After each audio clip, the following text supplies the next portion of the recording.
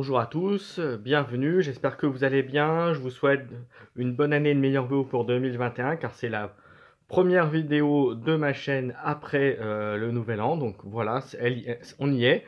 Alors je vous propose, comme vous le savez, je faisais souvent pour ceux qui connaissent ma chaîne, j'ai déjà fait des romans 40K, enfin déjà fait des analyses et mon analyse après avoir lu les romans de 40K, donc je continue à en lire.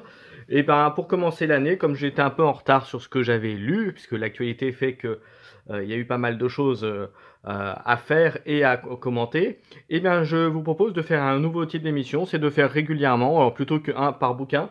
Voilà, de vous en faire de temps en temps, voilà, en faisant une émission, voilà, du type bibliothèque 40 000. Voilà, donc si vous voulez découvrir l'univers de Warhammer 40 000, l'univers des batailles, des factions, des chapitres Space Marine, comment se passe la vie dans l'univers de 40 000, et ben je vous invite à lire déjà de voir si vous voulez les précédentes vidéos sur les différents romans que j'ai déjà lus, que j'ai lus au cours de mes dernières années, enfin en tout cas les derniers. Et puis aujourd'hui je vous en propose quatre nouveaux que j'ai lus assez récemment, et puis vous donnez mon avis. Donc il y aura un Dominus de Gatorp qui est un habitué. On ne le présente plus, Metanatnet avec les fantômes de Gonde, donc c'est le deuxième pavé, le deuxième omnibus, on va dire ça comme ça. Ensuite, on a l'héritier de Dorn de Mike Lee, qui est plutôt un nouveau venu. Et pareil, les vieux briscards ne meurent jamais de Sandy Mitchell, avec le capitaine Siphias Cain, l'inquisiteur plutôt, que vous connaissez certainement. Voilà, écoutez, je vous propose, comme d'habitude, un petit générique. Et puis on attaque les différents romans. C'est parti.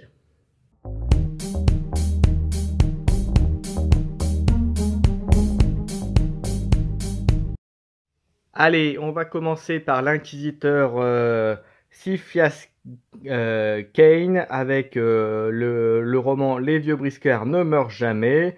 Alors, j'avoue que j'avais eu au départ un petit peu de résistance à lire ce type de roman, mais en fait, il s'avère qu'il est très rafraîchissant, il est très bien. Bon, alors il est pas très très épais comme livre, mais c'est quand même une histoire très intéressante. Il y a quand même pas mal de choses. Et franchement, le côté satirique, un peu décalé d'anti-héros, franchement, est plutôt bienvenu. Alors, comme je fais à chaque fois sur chaque roman, si vous avez pu voir mes précédentes vidéos sur les romans 40K, je fais une notation à chaque fois sur 5, sur le fluff, sur l'histoire et sur la narration. Et écoutez, on va commencer avec ça. Alors, pour Siphias Cain, pour le fluff, moi je mettrais un 4 sur 5 parce qu'on apprend quand même pas mal de choses, même si c'est déjà souvent des redites qu'on a pu voir dans d'autres romans, donc notamment les romans d'Anatnet là sur les fantômes de Gaunt. Il y a quand même des choses sympathiques, voilà, des petits à côté, un petit peu sur la pègre, un petit peu sur le fonctionnement de l'Empire aussi, donc voilà, je mettrais un 4 sur 5. Sur le côté histoire, l'histoire elle est plutôt pas mal, elle est assez simple, donc je mettrais plutôt un 3 sur 5. Voilà, parce que c'est assez téléphoné, on va dire, même s'il y a des rebondissements par le côté satirique un peu du personnage. Mais l'histoire est plutôt sympathique à lire, donc on va dire un 3 sur 5. Au niveau de la narration, là c'est pareil, je mettrais un 3, peut-être un 4, même d'ailleurs un 4 sur 5. Car c'est plutôt bien écrit, on se laisse prendre très facilement. Encore une fois, comme je dis, moi je suis pas trop dans des trucs comme ça un peu satiriques, un peu hors norme, mais finalement on accroche très vite, et on se plaît à lire les aventures de cet anti-héros, de ce commissaire inquisiteur aux manières un peu excentriques. Voilà. En tout cas, moi, je vous le conseille. C'est un très bon recueil. Voilà. Écoutez, voilà, j'ai fini avec ce roman de Siphias Cain, donc Les vieux briscards ne meurent jamais de Sandy Mitchell, et on passe au prochain livre.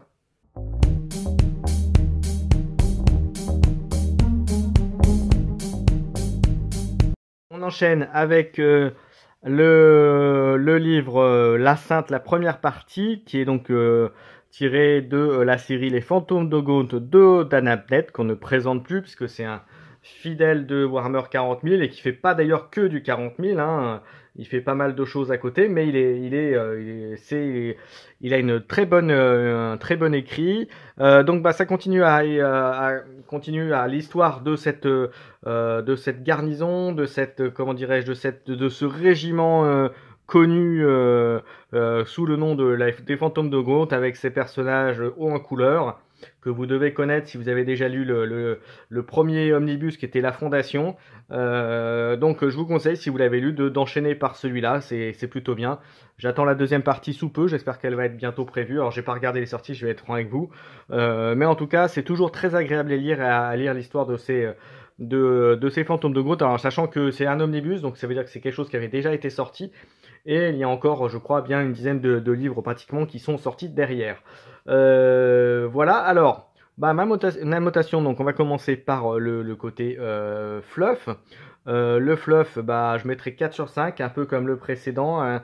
On apprend toujours plein de choses, déjà sur les planètes sur lesquelles ils vont, sur le fonctionnement impérial, le fonctionnement même on va dire des petites gens.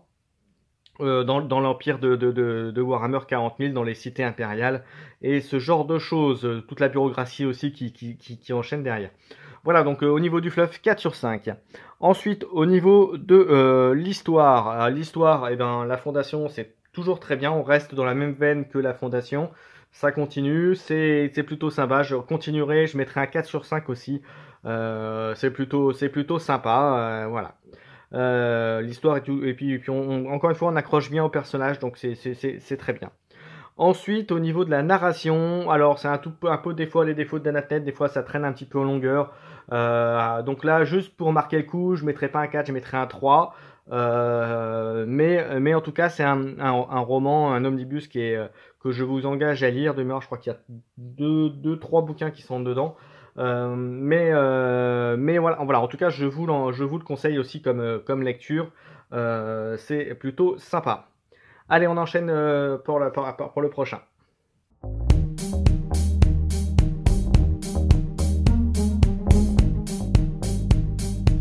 Avec le roman de Gaftorp, Indomitus. Alors Gaftorp aussi est un fidèle des romans 40 000, hein, vous en avez peut-être déjà lu. C'est un auteur qui concrètement pour moi est assez classique au niveau des histoires, au niveau de la narration, etc. Mais en tout cas, Indomitus sort un peu du lot parce qu'on apprend pas mal de petites choses donc sur cette guerre contre les Nécrons, hein, puisque c'est sorti très peu de temps, voire en même temps que la boîte Indomitus et les Nécrons, voilà, pour mettre en avant tout ça au moment presque de la V9 de Warhammer 40 000. Pour ceux qui connaissent. Donc voilà, le roman est sympa, on en apprend pas mal de choses. Donc sur ces exilés Space Marine, Ultramarines en l'occurrence. Mais en tout cas, un roman qui se laisse lire, qui est très classique pour un roman Space Marine, à part le petit côté Nécron qui est vraiment mis en avant, où là on en apprend un peu plus sur les Nécrons. D'ailleurs, il y a de très bons bouquins qui sont sortis depuis, que j'ai pas encore eu l'occasion de lire, que je vous conseille fortement, mais je ferai certainement une vidéo dessus dès que je les aurai récupérés et lus. Mais bon, comme je suis pas super fan des Nécrons, j'avoue, voilà, on verra. Mais en tout cas, pour en revenir au livre, c'est un bon roman Space Marine. Si vous n'avez pas déjà lu de roman sur les Space Marines, sur les chapitres Space Marine, ça peut être une bonne première approche. Vous donne un peu la philosophie des espèces marines, comment ils se comportent de manière générale dans l'univers 40 000. Donc voilà, donc c'est plutôt pas mal. Alors, en termes de notation, en termes de fluff, là je mettrai que du 3 sur 5. Parce que finalement on n'apprend pas grand chose, finalement on apprend plus de choses sur les Nécrons que sur l'espèce marine en eux-mêmes. Donc je mettrai un 3 et pour être franc avec vous, j'ai même hésité à vous dire 2 parce que ça rajoute pas énormément de choses. Voilà, pour le fluff en tout cas. Pour l'histoire en elle-même, l'histoire est plutôt sympa avec l'histoire du warp, de l'espace non accessible par le warp et par par l'espace parallèle, entre guillemets, par le moyen de transport classique des vaisseaux impériaux et même, je dirais, de beaucoup d'autres factions. Donc ça, c'est plutôt sympa. On apprend pas mal de choses là-dessus, de comment ça fonctionne. Donc là, de ce côté-là, au niveau de l'histoire, c'est bien. Pour le fluff, c'est vrai qu'on aurait pu le mettre de côté fluff, mais voilà, c'est vraiment un point d'accès. Donc c'est vraiment pas, voilà, c'est voilà. Mais l'histoire est plutôt sympathique.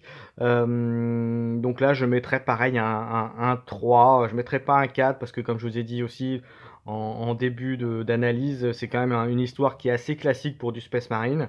Donc du 3 aussi sur 5. Et on finit par la narration. La narration est plutôt bien amenée. Allez, pour être gentil, je mettrais un 4 sur 5. Mais malgré ce que peut vous montrer la notation, c'est quand même un livre qui est quand même agréable à lire. Donc si vous voulez vous mettre à de la lecture sur des chapitres Space Marine, ça peut être un bon roman pour démarrer. Voilà. Si vous êtes déjà habitué et si vous voulez vous mettre vous mettre un peu sur ce qui a été lancé par la V9 avec la guerre qui est en train de démarrer, enfin qui a même non de démarrer contre les Nécrons, avec notamment les poudrières qui ont été montrées dans les White Dwarfs, ça peut être un bon point d'entrée, donc je vous le conseille. Sinon, si le côté Nécron vous intéresse pas, si le côté Space Marine vous branche, mais pas plus que ça, voilà, c'est pas le roman pour vous, ça c'est clair. Voilà, eh bien, écoutez, j'ai terminé pour ce roman de Gavthorpe Indomitus. On passe au suivant.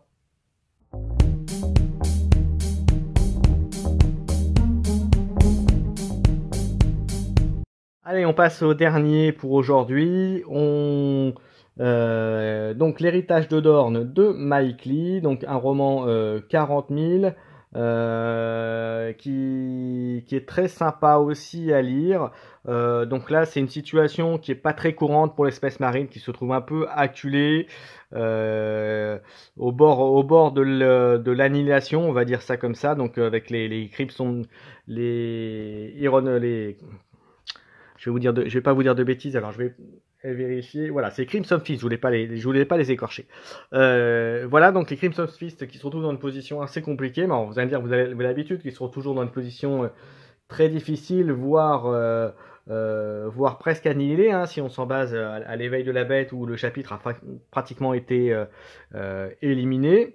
Mais là, c'est un peu pareil, c'est un peu la même situation. On se demande s'ils vont survivre ou pas. Donc, je ne dévoilerai pas trop le livre, mais en tout cas, il est plutôt bien. Voilà, c'est les Crimson Fist qui sont en état de siège, on va dire ça comme ça, sur la planète où ils ont été envoyés. Donc, une histoire qui est, on va dire, on a l'impression que c'est une histoire classique, et au final, il y a quand même pas mal de rebondissements, il y a pas mal de choses intéressantes. Donc là, pour le coup, j'ai bien aimé. Alors, pour le fluff, je mettrai un 4 sur 5. J'ai hésité avec le 3 parce que finalement on n'apprend pas grand chose, mais on apprend quand même des petites choses sur le chapitre Crimson Fist. On apprend un petit peu aussi sur la planète sur laquelle ça se passe. Il y a aussi un petit peu aussi sur comment fonctionne la marine impériale de manière indirecte là, mais il y a quand même des choses sympathiques dedans. Donc du 4 sur 5. Voilà. Pour l'histoire, je mettrais aussi un 4 sur 5. Même si vous allez me dire c'est assez classique, on va dire qu'on a l'impression que c'est un siège médiéval, un film médiéval qu'on le regarde, mais c'est pas, ça va plus loin que ça. Donc je mets un 4 sur 5. Sur la narration, je mettrai également un 4 parce que c'est plutôt bien écrit. Alors Macley, c'est un auteur, je crois qu'il n'en est pas à son premier coup d'essai, mais c'est quand même un auteur récent dans la gamme et enfin dans les auteurs proposés par Warhammer 40 000 et Games Workshop en l'occurrence. Mais en tout cas, c'est plutôt pas mal. J'attends la suite de ce livre ou d'un autre livre de cet auteur prochainement. Voilà, mais en tout cas, très très bon livre. Là pour le coup, là c'est pareil. Si vous n'avez jamais ou si vous vouliez vous mettre un petit peu dans le fluff 40 000 et sur le côté Space Marine, c'est une très bonne approche aussi, même peut-être meilleure qu'un Domitus. Voilà, mais en tout cas, pour moi c'est un très bon roman. Je vous le conseille fortement. Voilà, donc c'était pour l'héritage de Dorne de Mike Lee. Et ben voilà, j'en ai fini avec tous les romans. Allez, je les remets pour que vous puissiez les revoir une dernière fois. Si j'avais un ordre, d'ordre de priorité, Je commencerai par La Sainte, les fantômes de Gauth d'Anna Pnett. J'enchaînerai par L'héritage de Dorne et ensuite Les vieux briscards ne meurent jamais et en dernier Indomitus si j'avais à choisir dans les romans 40 000. Voilà, bah écoutez, j'espère que cette vidéo vous a plu, que ça vous servira, que vous lirez ces livres qui méritent le détour. Et puis bonne lecture, amusez-vous bien, et puis on se retrouve bientôt pour une prochaine vidéo. Ciao, ciao!